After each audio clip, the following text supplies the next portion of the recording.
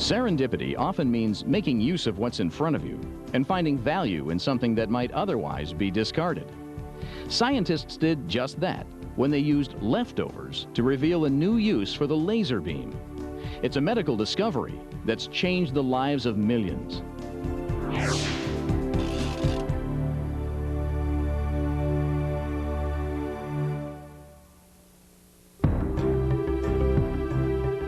A birthmark that's impossible to hide. When kids started teasing me, that's when I realized that something about me was different. A solution called laser therapy. You have this one wavelength of light, you collimate it, and you make it coherent. So the wavelengths of light go together, they all come out, which makes it very powerful. I mean, it's amazing. All from the serendipitous inspiration of a Thanksgiving turkey. What could be more serendipitous than to bring in a piece of turkey from Thanksgiving dinner and irradiate it and then observe that it could be a new form of surgery? That's unprecedented. Nothing like that has ever happened before.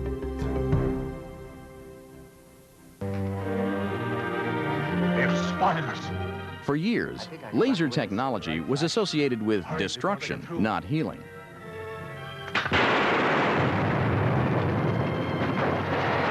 Lasers first entered the popular imagination through science fiction. So when I was a kid, they had Flash Gordon on television. That did it? But his assistant was Dr. Zarkov, a physicist. This was ultimately the way I imagined myself.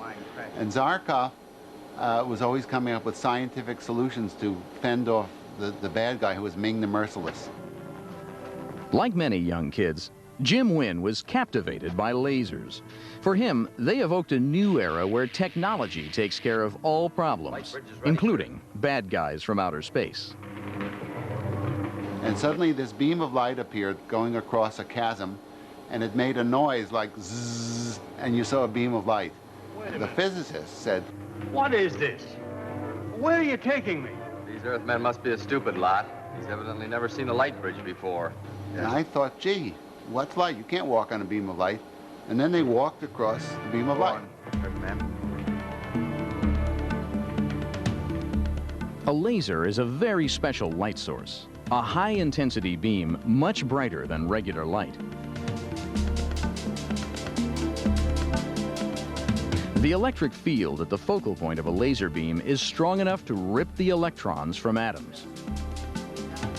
When you have a tremendous amount of power put into a very small spot, you can destroy material, you can vaporize, you can disrupt material. Yet the power of laser beams can be controlled to focus on microscopically thin targets. Laser light is a short pulse of light that strikes the surface of the skin. It's absorbed in a very thin layer. It turns that layer into a gas. The gas expands away from the surface very rapidly. And as it expands, it creates a pressure wave. That's the snap you hear. I don't feel any pain. In 1980, Jim Wynn was working with lasers at IBM. One member of his team, Rangaswamy Srinivasan, was intrigued by the new excimer laser. He found that it could cut into plastic without damaging the surrounding area. He basically thought he had hit upon something really big. My manager and I were not that impressed. We kind of had a so what? What's the big deal? So he didn't work on that anymore. But in 1981, a shift in IBM's research strategies triggered a new interest in the excimer laser. Wynn encouraged his team to look for industrial uses for this precise beam. But Srinivasan had other ideas. One day he brought in his Thanksgiving leftovers to try something new. His picked-over turkey carcass was about to make medical history. He basically brought in a turkey bone with some cartilage and some meat on the end of the bone. But they essentially shined the laser onto this turkey cartilage, and they removed some of the turkey cartilage.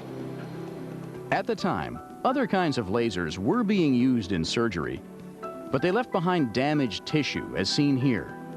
Wynn used one of these older lasers on the same turkey carcass to compare it with the new excimer laser. The difference was amazing.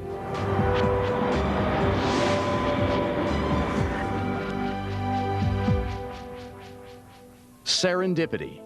New technology, visionary scientists, and some Thanksgiving remnants converged. It was a clear-cut case of random elements coming together and sparking one of the century's most amazing medical technologies, a laser that cuts without scarring. I don't think I screamed out "Eureka," but I said, wow! It is just absolutely startling. Here's this clean, smooth-looking incision, and next to it, charred, burned. It looks like a bunch of charcoal soot. And so we sat down and said, what does this mean? The excimer laser was so precise it could cut a clean pattern into a human hair. To Jim Wynn and the team, the medical possibilities seemed endless. Here we had a super sharp razor blade. There's no razor blade that's as sharp as our laser. So we thought, gee, if we remove tissue with this laser, it would heal without scarring. Today, lasers have advanced medicine by light years. They're used by surgeons, dentists, and eye doctors. And they're helping a young girl deal with an awkward birthmark.